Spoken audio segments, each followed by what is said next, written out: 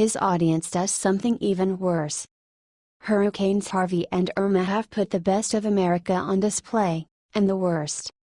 After Hurricane Harvey tore through Houston, Texas, the true spirit of American kindness was put on display. Volunteers descended upon the city and donations came flooding in from across the country. And then there was Hollywood. While regular Americans suffered, the Hollywood elite used these hurricanes to bash President Donald Trump. Earlier this week, Jennifer Lawrence claimed that Mother Nature seemed to be punishing Americans for voting for someone other than Hillary Clinton. Now, HBO host Bill Maher seems to be taking the theory even further. During a monologue on his show, Maher gleefully noted that Trump, Rush Limbaugh, and Kolbert, and the Koch brothers all have property that will be wiped out by the storm. "I'm not gloating," he added, but his smile gave his true intentions away. He is happy that Hurricane Harvey is destroying the lives of Trump supporters. If that weren't enough, the leftist host then played scientist and claimed that climate change was the major contributing factor to these catastrophic weather events. By denying this theory, Maher suggested that the destruction of conservative property was well deserved. Meanwhile, his entire audience cheered through the disgusting spectacle. Share if you think Maher needs to be taken off air for his terrible remark.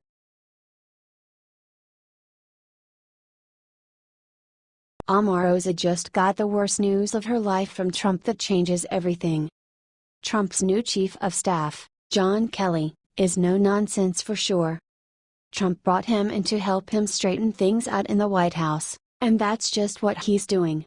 Before he arrived in the Oval Office, people just came and went pretty much whenever the whim struck.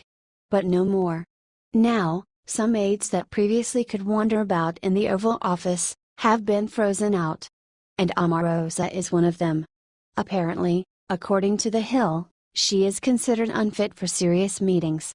Omarosa has been serving as Trump's chief advisor for African American issues. But I wonder if this could have had anything to do with her demotion, courtesy of TMZ via YouTube.com. I mean, that kind of resembled an episode of The Jerry Springer Show. A bit out of control, and clearly, the interaction made some people uncomfortable. While she did appear to be defending Trump, how she went about it does seem to be the sort of thing Kelly is trying to clean up in the White House.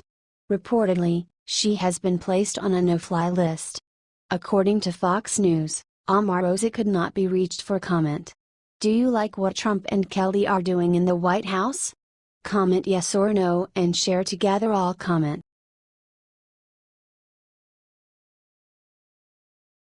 Oh my God, Al Sharpton's daughter was just arrested for violent attack that will make blood boil. Al Sharpton's daughter just got arrested for allegedly assaulting a cab driver in New York City on her 30th birthday, and the details are beyond sick. Ashley Sharpton was booked for petty larceny Saturday after allegedly fighting with the cab driver and throwing his keys on the street, the New York Post reports. The terrified cabbie, Georges Coley, related his experience to the New York Post, at one point breaking down in tears. Coley said how he tried to pick up Sharpton and her friends around 1 a.m. Sharpton had 4 friends with her. The cab only could fit 4 riders, but she tried to get all 5 of her party in the cab anyway. Coley said when he tried to tell her he could only take 4 people total, she became irate and slammed the door and gave me attitude. When he then asked them to take a cab that could accommodate 5 rides, they refused to leave. That's when he said she snatched the keys out of his ignition and started running away. I followed her for over a block begging for my keys back, and I had to step in front of her and ask. That's when she swung at my face and ended up punching me in the chest. Sharpton was arrested shortly after Coley called the police, and when reached for comment, her lawyer said what was reported did not happen. Earlier that day, Al Sharpton himself posted on Twitter a birthday message for his daughter, saying how proud he is of her. Wonder how proud he'll be after he hears about this? H/T New York.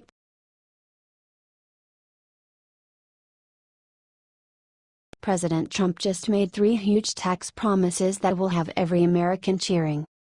President Trump has had a busy week preparing for Hurricane Irma before it makes landfall in Florida, but that doesn't mean he isn't also working on other important pieces of legislation to govern the country. One of the biggest reforms President Trump is looking to accomplish is tax reform, and he made 3 major promises in his weekly address on Friday that you don't want to miss. Here's exactly what he said. Our current burdensome tax code is a massive weight against the American economy. It costs us millions of jobs, trillions of dollars, and billions of hours wasted on paperwork and compliance. My administration is working closely with Congress to develop a plan that will deliver more jobs, higher pay, and lower taxes for businesses of all sizes and most importantly for middle-class families all across America. First, we are going to make filing taxes as simple as possible.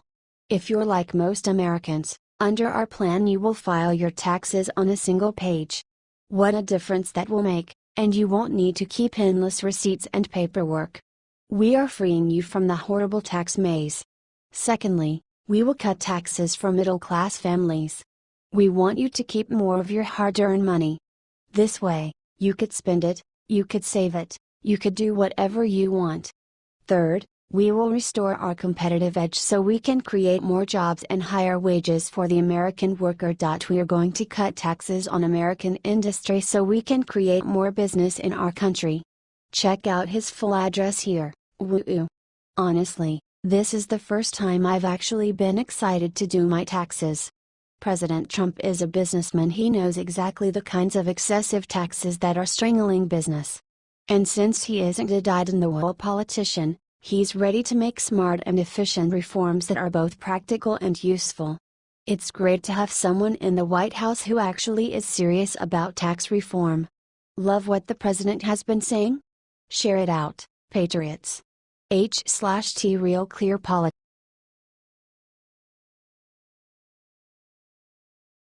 Oh hell no! North Korea's sick new personal attack on Nikki Haley will make blood boil. British Prime Minister Winston Churchill once said, "You have enemies? Good. That means you've stood up for something, sometime in your life." It looks like that saying just came true for U.S. Ambassador to the UN Nikki Haley.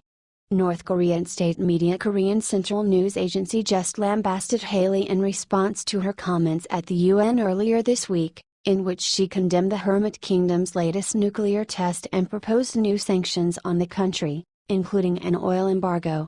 The news station called her a prostitute and added, "She is crazily swishing her skirt, playing the flagship role in Trump administration's hideous sanctions and pressure racket." A threat to the U.S. followed with, "Nikki should be careful with her tongue, though she might be a blind fool.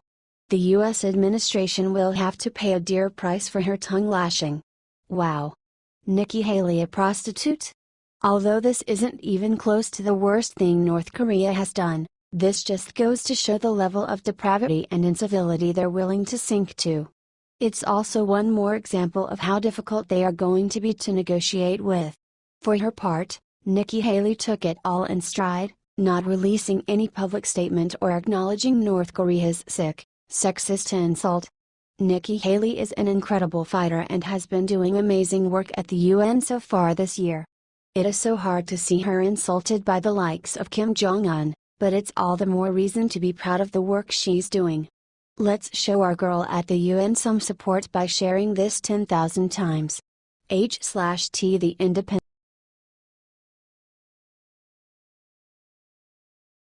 Last night Trump met with his team and made a video about Hurricane Irma Americans need to see. President Trump called together a meeting of his cabinet at Camp David last night with one very important issue to discuss: Hurricane Irma. This hurricane has already displaced basically the entire state of Florida, and the president knows action must be taken.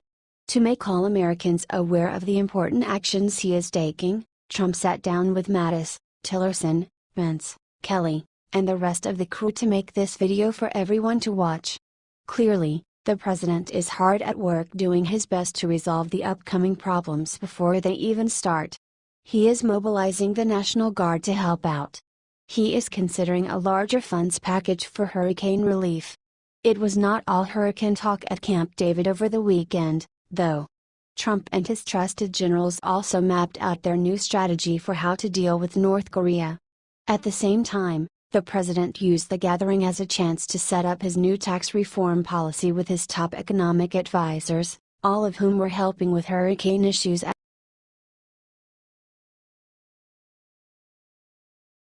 Right as Hurricane Irma was about to hit Florida, Trump bowed his head and did the incredible. President Trump has managed to lead the country through one major national disaster, Hurricane Harvey in Texas and Louisiana, and is already standing by for Hurricane Irma to hit Florida. The president assembled his cabinet in Camp David on Wednesday to make plans for the storm, and before discussions began he did something incredible: he bowed his head in prayer. The White House released a photo late Saturday afternoon of President Trump and members of his cabinet bowing their heads in prayer as they met at Camp David in Maryland. Official White House photo by Sheila Craighead. Vice President Mike Pence led the prayer for the entire cabinet. Afterwards, President Trump released a statement detailing his work to address the tragedy and destruction caused by Harvey and Irma, saying, "All of America continues to pray for the families affected by Hurricane Harvey, Hurricane Irma, which looks like it's really going to be a bad one. But we're prepared. We're as prepared as you can be for such an event. All of America grieves for those who have already lost their lives." Check out the video here, which he posted on Twitter. It is awesome to have a godly man as president, who works hard for us but also acknowledges a power even higher than his. Near the end of his video, President Trump stressed one important thing, urging Americans to stay safe and to take all necessary precautions. Property is replaceable, but lives are not. Safety has to come first, just get out of its way. He then went on to assure Americans that my administration is monitoring the situation around the clock. These hurricanes will test our nation's strength, but with leaders like President Trump and his team in the White House, we know we can pull through this together. Share Trump's message of faith and strength to the world. H/T Washington Examiner.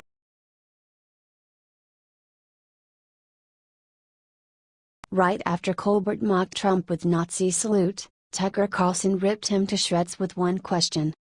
You know, President Trump has been absolutely hammered in the media for his response to the Charlottesville riots, claiming he did not call out white supremacist and neo-Nazi groups when he in fact did multiple times.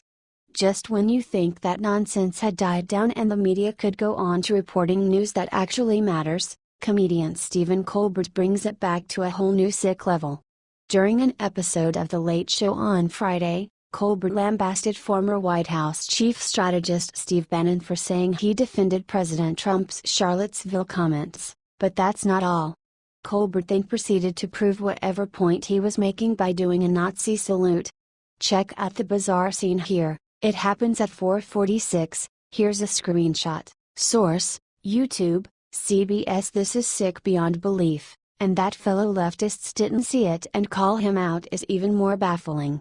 Tucker Carlson was paying attention at least and called Kolbert out big time, saying, "Can we agree that is out of bounds? Jeffrey Lord just got canned from CNN for making reference to that regime, but it's okay here." How? Carlson's guest Joe Concha then brought down the hammer. This is late night comedy in 2017. It's unhinged hate. And there is no line anymore to go over because there ain't no line. It is at all anything goes. Then he points out Kolbert's total hypocrisy. Look, last week, or at the beginning of this week, Stephen Kolbert mocked President Trump's reaction to Hurricane Harvey, and here's the bottom line: while Trump was in Texas twice, Stephen Kolbert was on vacation for 2 weeks, and he had the time and the resources to go there and do something himself, but instead, he mocks people from afar. And I think that's all you need to know about the person Stephen Kolbert is. He ended, "That's the true punchline." Boom. You know, I miss late night comedy that was actually funny and not a total hate fest. This latest Hitler homage is beyond sick, and Kolbert's network needs to know this is not okay, so let's get this out there by sharing 10,000 times. H/T Real Clear Politics.